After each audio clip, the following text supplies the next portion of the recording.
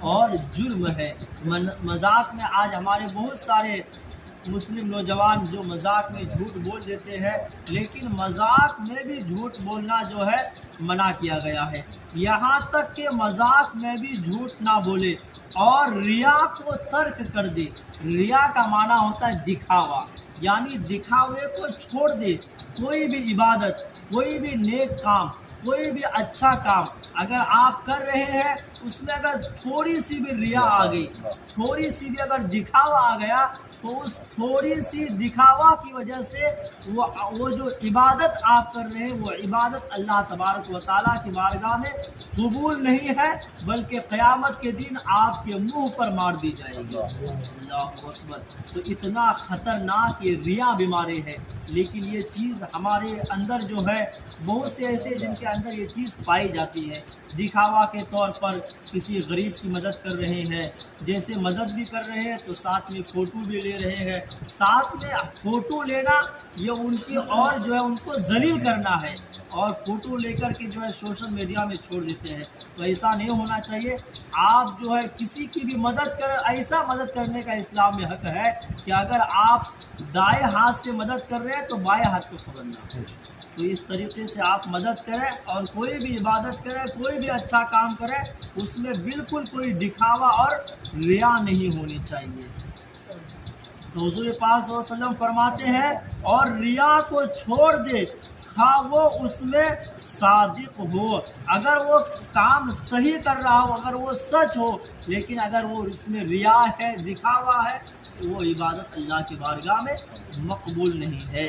امام بخاری شریف میں روایت کرتے ہیں کہ حضرت سمورہ بن جندب رضی اللہ تعالی عنہ بیان کرتے ہیں کہ ایک صبح کو رسول اللہ صلی اللہ تعالی علیہ وسلم نے بیان فرمایا، میں نے رات کو خواب میں دیکھا ہے کہ جبرائیل اور میکائیل میرے پاس آئے اور میرا ہاتھ پکڑ کر مجھے ارض مقدسہ میں لے گئے۔ میں نے دیکھا وہاں ایک آدمی بیٹھا ہوا تھا اور دوسرا آدمی اس کے پاس کھڑا ہوا تھا، جس کے ہاتھ میں لوہے کا آنگڑا تھا۔ اس نے وہ آنگڑا اس کی باچھ میں داخل کیا اور آنگڑے سے اس کی باچھ کو کھینچ کر گدی تک پہنچا دیا۔ پھر وہ آنگڑا جو ہے دوسری باچھ میں داخل کیا اور اس باچھ کو گدی تک پہنچا دیا۔ اتنے میں پہلی باچھ مل گئی اور اس نے پھر اس میں آنکڑا ڈال دیا۔ جبرائیل نے کہا، جس شخص کی باچھ پھاڑ کر گدی تک پہنچائی جا رہی تھی، یہ وہ شخص ہے جو جھوٹ بولتا تھا۔ اللہ اکبر۔ یہ سزا ہے جھوٹ بولنے والوں کی۔ پھر اس سے وہ جھوٹ نقل ہو کے ساری دنیا میں پھیل جاتا تھا، اس کو قیامت تک اسی طرح عذاب دیا جاتا ہے۔ حضرات محترم، آئیے کچھ ایسے مواقع ہیں جہاں جھوٹ بولنے کی رخصت آئی ہے، یعنی جھوٹ بول سکتے ہیں۔ آئیے سماعت کریں۔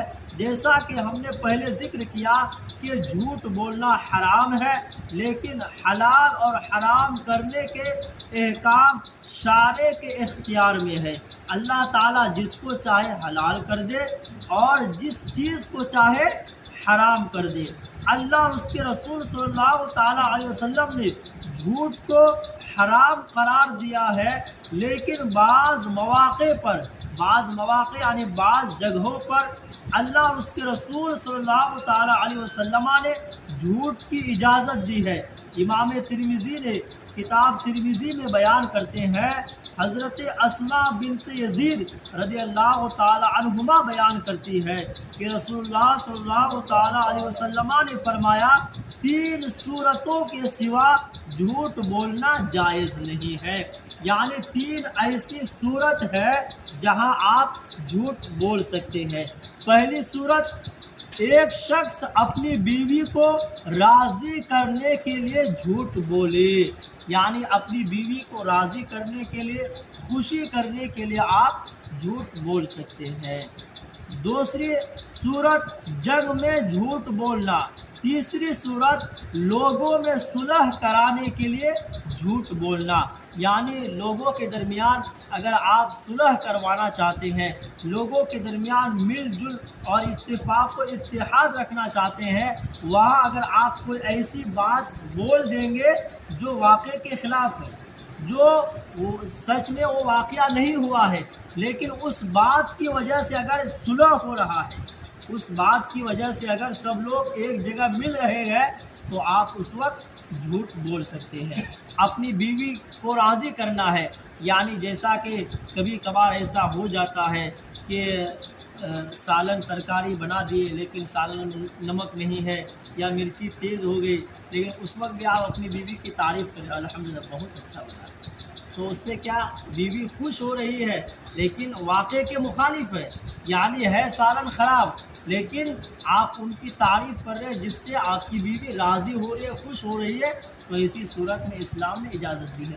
اور بھی دیگر وجہ، اگر جھگڑے کی صورت آ گئی، آپ اس جھگڑے سے اب میاں اور بیوی کے درمیان آپ کو بچنا ہے، تو وہاں پہ بھی آپ جھوٹ بول سکتے ہیں تاکہ دونوں کے درمیان جھگڑا نہ ہو۔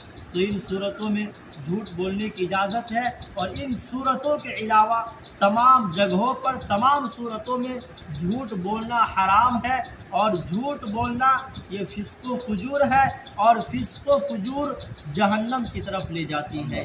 یہاں تک کہ ایک آدمی جھوٹ بولتا رہتا ہے اور اللہ تبارک و تعالیٰ کی بارگاہ میں اس کا نام سب سے زیادہ یعنی قذاب، جھوٹ بولنے والا لکھ دیا جاتا ہے۔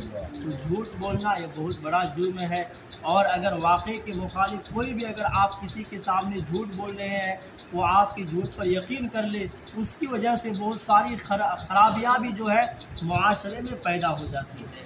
تو جہاں تک ہو سکے ہم تمام لوگوں کو جھوٹ